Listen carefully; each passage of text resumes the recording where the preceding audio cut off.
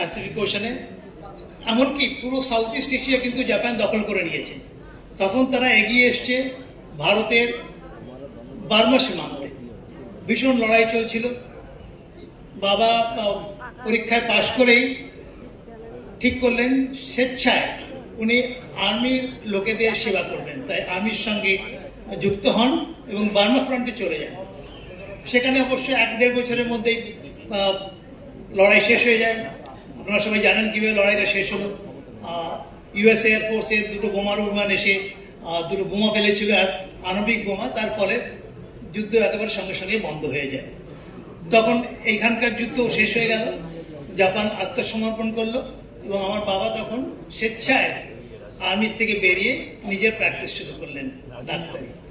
ওনার ইচ্ছে ছিল যে অ্যাটলিস্ট একজন সন্তান তাদের আর্ম ফোর্সেসের বড় পদে অধিষ্ঠিত হয়।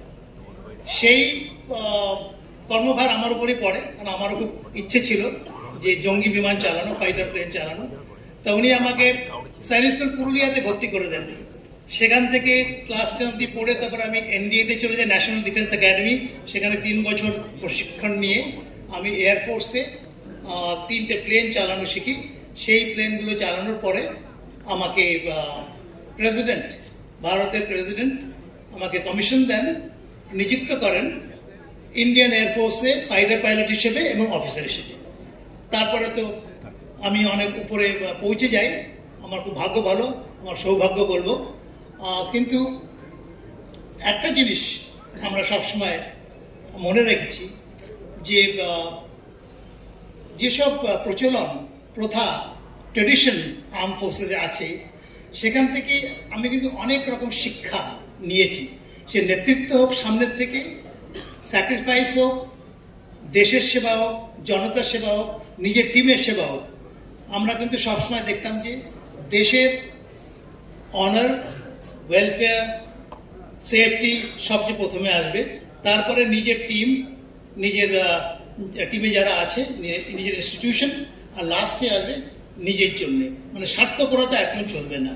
এইসব নিয়মগুলো আমরা মানি বলেই, এইসব নিয়মের উপরে, নীতিবাক্যর উপর আমরা শপথ নিই বলে আমার মনে হয় ভারতীয় সেনা অনেক উঁচুতে আছে এবং দেশের স্বার্থের জন্য তারা সবসময় লড়তে রেডি আছে এবং তারা নিজেদের জীবনও উৎসর্গ করতে রেডি আছে। এইটুকু বলে আমি শেষ করছি।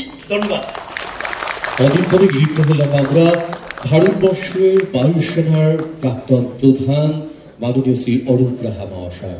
আমাদের পরবর্তী পর্বের অনুষ্ঠান সাংস্কৃতিক নিবেদন। আমরা সমস্ত অতিথিদের শ্রদ্ধা নিবেদন করছি, তাদের এই উপস্থিতি আমাদেরকে সমৃদ্ধ করল।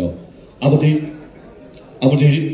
মাননীয় কনভেনার এবং মাননীয় সভাপতি স্যারকে অনুরোধ করছি আমাদের অতিথিদের সসম্মানে সামনের আসনে তাদেরকে পুনরায় উপস্থাপনের জন্য, আসন গ্রহণ করার জন্য নিবেদন করার জন্য। শব্দ